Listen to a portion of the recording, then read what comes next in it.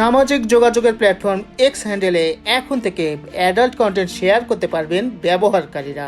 সম্প্রতি অ্যাডাল্ট অর্থাৎ প্রাপ্তবয়স্কদের কন্টেন্ট শেয়ারের অনুমোদন দিয়েছেন এক্সের প্রধান ইলন মাস্ক।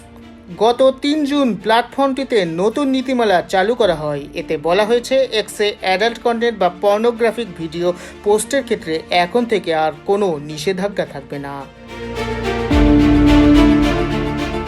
এর আগে ব্যবহারকারীরা এক্স হ্যান্ডেলের সাবস্ক্রিপশনের ভিত্তিতে অ্যাডাল্ট কন্টেন্ট দেখতে বা শেয়ার করতে পারতেন।